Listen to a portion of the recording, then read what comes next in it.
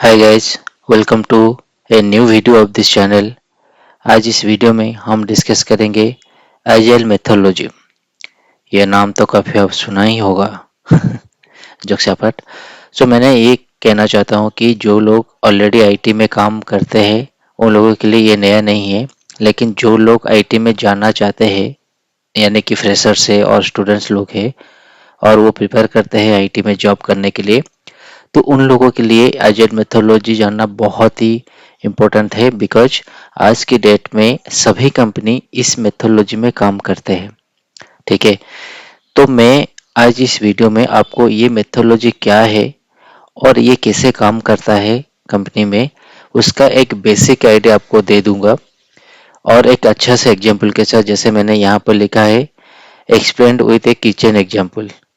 मतलब मैं यहाँ पर एक अच्छा सा किचन एग्जाम्पल देकर आपको समझाऊंगा कि एक्चुअली एजाइल मेथोडोलॉजी होता क्या है और ये काम कैसे करता है सॉफ्टवेयर इंडस्ट्री में और इसके फायदा क्या सब है। ठीक है, तो चलिए डिस्कस करते हैं।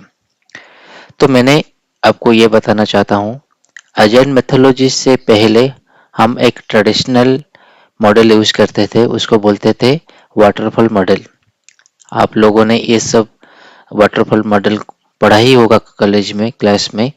तो वाटरफॉल मॉडल पहले से यूज होता था, लेकिन उस मॉडल में बहुत कुछ प्रॉब्लम झेलना पड़ा, इसीलिए एजाइल मेथोडोलॉजी का लॉन्च हुआ। और इस मेथोडोलॉजी में आज सभी कंपनी में काम होता रहता है। तो एजाइल मेथोडोलॉजी होता क्या है, मैं आपको बता देना चाहता हूँ। Agile is a flexible way of working in A project. मतलब जब भी आपको कुछ प्रोजेक्ट असाइन किया जाता है, मतलब मान लो कि एक प्रोजेक्ट क्लास से शुरू होने वाला है, मतलब पूरा फ्रेशली शुरू होने वाला है, तो इस प्रोजेक्ट का जो स्टार्टिंग से लेकर एंडिंग तक उसका जो काम रहेगा, जो उसका जो फ्लो रहेगा, उसको अगर अजाइल मेथोडोलॉजी के वे में करेंगे तो वो काम बहुत फ्लेक्सिबल हो जाएगा। ठीक है, कैसे होगा ये मैं बाद में डिस्कस करेंगे। ठीक है, सेकेंड पॉइंट होता है work is divided into small step with continuous feedback. इसका मतलब ये है कि एक प्रोजेक्ट को बहुत सारे स्मॉल स्मॉल स्टेप और स्मॉल स्मॉल मॉड्यूल में डिवाइड किया जाता है और एक एक मॉड्यूल को काम किया जाता है। जब एक मॉड्यूल कंप्लीट होगा तो क्लाइंट को दिखाई दिया जाएगा, तो क्लाइंट उसका वेरिफिकेशन करेगा, यूएटी करेगा। यूएटी का मतलब यूजर एक्सेप्टेंस टेस्ट। मतलब क्लाइंट उसका टेस्ट करेगा, अगर वो उसको ठीक ठाक लगे तो वो एक्सेप्ट करेगा। अगर उसको कुछ गड़बड़ लगे, मतलब उसको और कुछ चेंजेस चाहिए और कुछ नया चीज़ ऐड करना चाहता है, तो वो उसी टाइम ही आपको बोल देगा कि इन्फॉर्म कर देगा और उस मॉडल को आप काम करते रहेंगे जब तक उस मॉडल कंप्लीटली क्लाइंट को सेटिस्फाइड नहीं होगा। ठीक है, इसीलिए उसको बोलते हैं कि work is divided into small step with continuous feedback.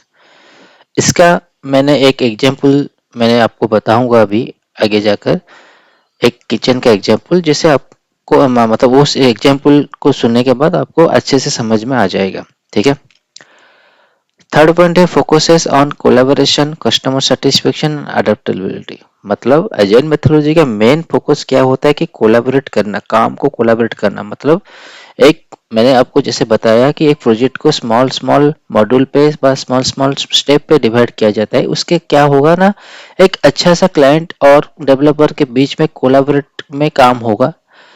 Customer satisfaction होगा, मतलब आप एक मॉड्यूल को बनाया, उसको क्लाइंट को रिप्रेजेंट किया, क्लाइंट उसको दिखा, क्लाइंट देखने के बाद उसको अगर सेटिस्फेक्शन होगा तो उस मॉड्यूल कंप्लीट होगा, फिर आगे जाएगा। फॉर एग्जाम्पल मैं आपको एक बता देना चाहता हूँ। सपोज मान लो एक बिल्डिंग बना रहे हो आप। ठीक है, तो इस बिल्डिंग में क्या होगा ना, सपोज मान लो आप डेवलपर हो और मैं क्लाइंट हूँ।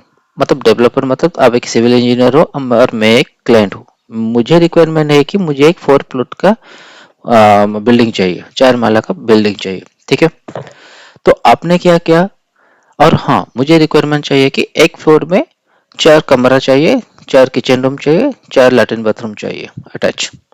तो उसी हिसाब से मेरा 4 फ्लोर पे वैसे ही एक ही डिजाइन पे मुझे बनाना चाहिए। मैं अपना रिक्वायरमेंट आपको पूरा दे दिया। आप सिविल इंजीनियर क्या किया, आप अपनी तरफ से तरीके से काम शुरू किया।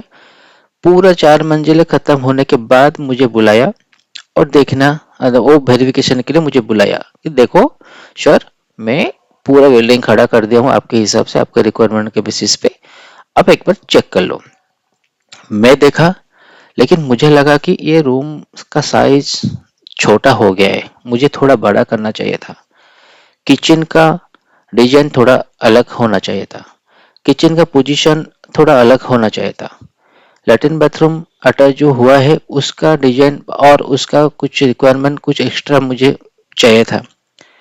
तो मैं अगर उस टाइम में सिविल इंजीनियर को बोलूँ, मतलब आपको बोलूँ कि मुझे ये डिजाइन चेंज करके मुझे इस तरह का डिजाइन बना के दो, तो आप मुझे बताओ क्या ये पॉसिबल है? Is it possible? आप उसको फिर से डिजाइन कर सकते हो, फिर से बना सकते हो? आंसर है नो, आप फिर से बना नहीं सकते। अगर क्या होगा, सपोज मान लो आप एक फर्स्ट फ्लोर का काम शुरू किया, उसमें 2 कमरे का डिजाइन किया और उसका एक रॉम बना के मुझे दिखाया। मैं उसी टाइम बोलूँगा कि नहीं इंजीनियर, मुझे ये रूम का साइज़ थोड़ा बड़ा चाहिए और ये जो किचन का जो साइज़ होता है उसका भी थोड़ा साइज़ चेंज करो और उसका डिज़ाइन थोड़ा ऐसे-ऐसे करो और मुझे किचन का पोजीशन यहाँ चाहिए, लैट्रिन बाथरूम का पोजीशन यहाँ चाहिए। तब आप क्या करोगे, उस फर्स्ट फ्लोर का फिर से वो डिजाइन करके फिर से बना के फिर से मुझे दिखाया। मुझे अगर वो अप्रूवल मिल गया, मुझे अगर पसंद आ गया, तो मैं आपको अप्रूव कर दूंगा। फिर फर्स्ट फ्लोर का कंप्लीट करके फिर से मुझे फीडबैक के लिए मुझे बुलाया और मैं वेरिफिकेशन किया और मैं अप्रूव कर लिया। फिर अब सेकंड फ्लोर पे गया, सेकंड फ्लोर पे ऐसे ऐसे बनाया, फिर एक बार बार मुझे फीडबैक के लिए पूछते रहे और मैं वेरिफिकेशन करके आपको फीडबैक देता गया। जब मेरा सक्सेस मतलब फीडबैक ठीक ठाक हुआ, मतलब पूरा सेटिस्फाइड हुआ मैंने, फिर आप तीसरे मंजिल पे गए, ऐसे ऐसे करके 4 मंजिल कंप्लीट किए। तो क्या होगा ना, फाइनल जब जब आप रिजल्ट मुझे दोगे तो वो एक अच्छा सा प्रोडक्ट निकल कर आएगा, मेरे हिसाब से, मेरे रिक्वायरमेंट के फुलफिल होने से। ठीक है, आपको भी सेटिस्फाइड लगेगा काम के हिसाब से और मुझे भी सेटिस्फाइड लगेगा क्योंकि मुझे अपने रिक्वायरमेंट हिसाब से प्रोडक्ट मिल गया, राइट। तो ये होता है agile methodology. Same same style मत हम सॉफ्टवेयर में भी अप्लाई करते हैं। छोटा छोटा मॉड्यूल पे डिवाइड करते हैं, एक एक छोटा छोटा मॉड्यूल को बना के उसको टेस्टिंग के लिए, मतलब उसको क्लाइंट के लिए भेजते हैं टेस्टिंग के लिए, क्लाइंट उसको टेस्टिंग करते हैं, उसको यूएटी बोलते हैं, यूजर एक्सेप्टेंस टेस्ट। उस यूएटी खत्म होने के बाद क्लाइंट हमको फीडबैक देते हैं, फीडबैक अगर फुलफिल हुआ तो हम आगे बढ़ते हैं, अगर वो कुछ चेंजेस के लिए बोलेंगे तो हम वहाँ उसी टाइम पे ही उस मॉड्यूल पे चेंज करेंगे, फिर से उसको दिखाएंगे, फिर अगर वो फीडबैक मांगेंगे, फीडबैक अगर सही हुआ तो हम आगे बढ़ेंगे। तो इसमें क्या होगा ना, एक क्लाइंट और डेवलपर के बीच में कोलैबोरेशन अच्छा से होगा, कस्टमर सेटिस्फेक्शन मिल जाएगा, क्योंकि हम काम करते हैं कस्टमर को सेटिस्फाई करने के लिए। कस्टमर अगर सेटिस्फाई नहीं होगा तो हम काम करने से क्या फायदा, राइट। तो कस्टमर सेटिस्फेक्शन लेवल बढ़ सकता है। और फोर्थ पॉइंट यहाँ पर है कि very popular in software development project में, मतलब मैं आपको बता चुका हूँ कि आज के डेट में सभी मैक्सिमम कंपनी में एजाइल मेथोडोलॉजी पे ही काम होता है। ठीक है, तो इसलिए बहुत पॉपुलर होता है एजाइल मेथोडोलॉजी। अभी मैं बताऊंगा कि पहले एजाइल मेथोडोलॉजी से पहले एक वाटरफॉल मॉडल यूज होता था। आप लोगों ने, अगर स्टूडेंट लोग हो तो आप अपने सॉफ्टवेयर इंजीनियरिंग जो सब्जेक्ट था उसमें पढ़ा होगा कि ट्रेडिशनल वाटरफॉल मॉडल क्या होता है। सपोज मान लो आपका मम्मी किचन में दाल बना रहे, ठीक। स्टार्टिंग में आप क्या बोले, स्टार्टिंग में तुम बोल देते हो कि मुझे एक स्पाइसी दाल चाहिए, थोड़ा खट्टा भी होना चाहिए, ठीक। मम्मी साइलेंटली पूरा दाल बना बना के आखिर में आपको सर्व कर देती है। अगर तुम्हें लगता है कि नमक थोड़ा कम हो गया है, स्पाइसी ज़्यादा है, तब क्या होगा, तब बहुत लेट हो गया होगा और दाल ऑलरेडी रेडी हो गया होगा। तो आप चाहे तो मम्मी को बोल के भी उसको चेंज मत नहीं कर सकते हो और जैसे भी दाल आपको मिला है उस वैसे ही खाना पड़ेगा, राइट। तो ये होता है कि ट्रेडिशनल वाटरफॉल मॉडल क्या होता था। पहले वाटरफॉल मॉडल में क्लाइंट पूरा अपना रिक्वायरमेंट दे देता था, आप पूरा रिक्वायरमेंट कलेक्ट करते थे, एनालिसिस करते थे, डेवलपमेंट करते थे, टेस्टिंग करते थे। पूरा काम खत्म होने के बाद ही आप क्लाइंट को काम देते थे और क्लाइंट उस काम के ऊपर अपना फीडबैक देता था। अगर क्लाइंट भगवान के दया से अगर उसको सेटिस्फाइड मिल गया तो ठीक, मैक्सिमम केसेस में सेटिस्फेक्शन नहीं मिलता था, तो क्लाइंट का कुछ चेंजेस जो चाहिए था तो चेंजेस आप नहीं कर सकते थे। तो ये प्रॉब्लम आता था ट्रेडिशनल वाटरफॉल मॉडल में। लेकिन अब अजाइल मेथोडोलॉजी में उसी कुकिंग स्टाइल को कैसे बता सकते हैं। अब सोचो, तुम्हारा मम्मी किचन पे दाल बना रही है, ठीक। सबसे पहले वो तड़का बनाती है, प्याज टमाटर मसाला देके एक तड़का बनाती है, ठीक। तुम टेस्ट करते हो और बोलते हो थोड़ा मिर्ची बढ़ाओ, फिर वो मिर्ची थोड़ा बढ़ा देती है। फिर तुम जाके फिर से टेस्ट करते हो और तुमको लगता है कि नमक थोड़ा कम होता है, तो बोल देते हो कि थोड़ा नमक ऐड कर लो। थोड़ा नमक ऐड कर दिया, फिर क्या हुआ ना, फिर से टेस्ट किया, फिर आपको लगता है कि नहीं थोड़ा धनिया गार्निशिंग थोड़ा ऐड करना चाहिए, फिर बोलते हो वो भी ऐड कर लिया। तो एंड में क्या होता है, पूरा दाल रेडी होके तुम्हारे पास आ जाता है। तुम अभी क्या लगेगा कि तुमको पूरा दाल जैसे तुम्हारा रिक्वायरमेंट था, जैसे टेस्ट रिक्वायरमेंट था, उसी हिसाब से आपको दाल मिल गया, तो आराम से आप खा सकते हो, मतलब आप पूरा सेटिस्फाइड हो। तो ये होता है कि अजाइल मेथोडोलॉजी, राइट। आपको जैसे मैं आपको समझा समझा चुका हूँ कि जैसे फर्स्टली आपको कुछ रिक्वायरमेंट मिलेगा एक मॉड्यूल के लिए, आप उस मॉड्यूल के ऊपर काम करोगे। उस मॉड्यूल को काम करने के बाद आप क्लाइंट के पास जाओगे उसका फीडबैक कलेक्ट करने के लिए। क्लाइंट टेस्ट करेगा, क्लाइंट टेस्ट करने के बाद आपको फीडबैक देगा। अगर वो सेटिस्फाइड है तो ठीक आगे बढ़ेंगे, अगर सेटिस्फाइड नहीं है तो कुछ चेंजेस वो अगर बोलते हैं तो उसी हिसाब से आपको भी चेंजेस करना पड़ेगा। फिर आपके उसके पास जाओगे फिर फीडबैक के लिए। ऐसे प्रोसेस चलता रहेगा जब तक उस मॉड्यूल को कंप्लीटली क्लाइंट सेटिस्फाइड ना हो, वो स्टेप चलता रहेगा। फिर अगर वो एक मॉड्यूल कंप्लीट होने के बाद फिर दूसरा मॉड्यूल पे जाओगे, वही स्टेप सेम प्रोसेस चल देगा।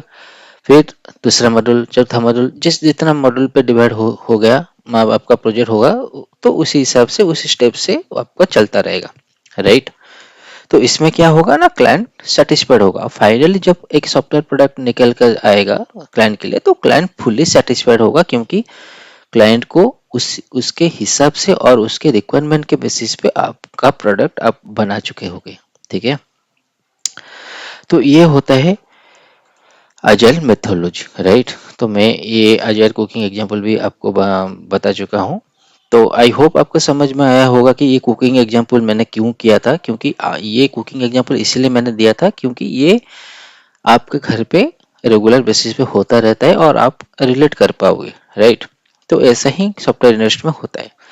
तो आपके मन में क्वेश्चन आ रहा होगा कि ये सब चीजें होता कैसे है रियल टाइम पे आईटी में कैसे। ये तो प्रोसेस तो मैं बता दिया, आपको प्रोसेस समझ में आ गया कि अजाइल मेथोडोलॉजी क्या होता है। लेकिन आईटी सेक्टर में ये होता कैसे है, कैसे होता है ना। अजाइल मेथोडोलॉजी के लिए एक स्क्रम बना देता है। स्क्रम का एक कंसेप्ट रहता है। तो स्क्रम क्या होता है ना, उसका एक टाइमलाइन होता है। सपोज मान लो एक स्क्रम फर्स्ट फर्स्ट क्रम शुरू हुआ, तो उसका सपोज मान लो उसका टाइमलाइन होता है 30 डेज, 30 वर्किंग डेज, राइट। तो 30 वर्किंग डेज के अंदर आपको एक मॉड्यूल और एक सब मॉड्यूल का काम आपको मिलेगा। तो 30 डेज के वर्किंग डेज के अंदर आप उसको खत्म करके क्लाइंट को रिप्रेजेंट करोगे टेस्टिंग के लिए। वो टेस्टिंग करने के बाद अगर वो चेंजेस फिर से आया, वो क्लाइंट बोला, तो फिर क्या होगा ना, वो उसी स्क्रम पे ही उसको बोलते हैं कि स्प्रिंट, सॉरी मैं गलत किया, उस स्क्रम के अंदर एक स्प्रिंट होता है। एक काम को पूरा एक छोटा छोटा स्प्रिंट में डिवाइड किया जाता है। सपोज मान लो स्प्रिंट 1 स्टार्ट हुआ, स्प्रिंट 1 पे आपको 30 डेज का काम मिला। 30 डेज के अंदर आपको काम खत्म करके टेस्टिंग करके क्लाइंट को रिप्रेजेंट करना पड़ेगा। क्लाइंट अगर कुछ चेंजेस फिर से बोला कि, तो वो चेंजेस वही स्प्रिंट पे मतलब वो अगर वो 30 डेज के अंदर होता है तो उसी स्प्रिंट पे ही ऐड होगा, नहीं तो वो क्या होगा ना दूसरे स्प्रिंट पे चला जाएगा, क्योंकि उस स्प्रिंट का वैलिडिटी मतलब उसका एक्सपायर टाइम था 30 वर्किंग डेज, राइट। तो वो अगर 30 डेज खत्म हो गया होगा तो वो जो चेंजेस क्लाइंट फिर से प्रपोज किया तो वो चेंजेस स्प्रिंट 2 में चला जाएगा। वो स्प्रिंट 2 में क्या होगा ना, स्प्रिंट 2 में वो पुराना वाला चेंजेस चलेगा और कुछ कुछ नया चेंजेस भी ऐड होते जाएगा, काम होता जाएगा। वो स्प्रिंट 2 भी सपोज 30 डेज वर्किंग डेज है तो उसी हिसाब से वो चलेगा। फिर क्लाइंट को रिप्रेजेंट किया जाएगा, फिर कलेक्शन रिक्वायरमेंट मतलब फीडबैक कलेक्शन होगा, अब फिर वो ट्रांसफर होगा स्प्रिंट 3 पे।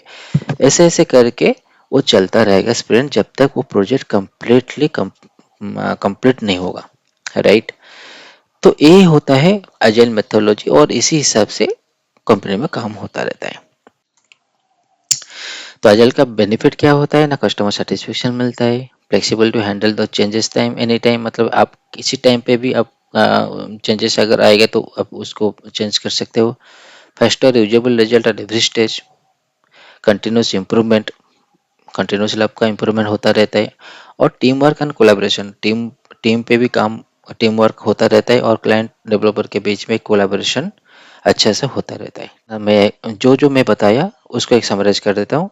Agile cooking with step by step testing and feedback, जैसे कि मैं आपको मम्मी और कुकिंग किचन वाला एग्जांपल दिया, वो एजाइल मेथोडोलॉजी होता है। मतलब स्टेप बाय स्टेप आपको फीडबैक देता रहते हो और वो टेस्ट होता रहता है, राइट। वाटरफॉल में क्या होता है, वो एक बार कुकिंग हो गया तो लास्ट में आपको टेस्ट करना पड़ता है। अगर अच्छा हो तो ठीक, अच्छा नहीं हो तो भाई वैसे ही खाना पड़ेगा। तो agile ensures final product matches expectation, जैसे कि मैंने बोला कि एजाइल मेथोडोलॉजी के थ्रू काम होगा तो प्रोडक्ट अच्छा सा निकल कर आएगा। This approach is why agile is widely used in IT projects. इसीलिए बहुत सारा कंपनी में अभी आईटी प्रोजेक्ट में एजाइल मेथोडोलॉजी यूज होता है, राइट। तो मैंने आपको एजाइल मेथोडोलॉजी बता दिया हूँ। अगर आपको समझ में आ गया तो आपका काम क्या है, इस वीडियो को लाइक एंड मेरा चैनल को सब्सक्राइब कर दीजिए। इस तरह से टॉपिक मैं आपको देता रहूँगा और आपको समझ में आता रहेगा, ठीक है। और वीडियो अगर समझ में नहीं आ रहा है तो फिर से दोबारा वीडियो को देखो और फिर से समझने की कोशिश करो। फिर भी कुछ डाउट हुआ तो मुझे कमेंट सेक्शन में कमेंट करके पूछ सकते हो, ठीक है। आज के लिए इतना ही, फिर मिलेंगे और एक नया वीडियो में। तब तक के लिए खुश रहिए, मस्त रहिए।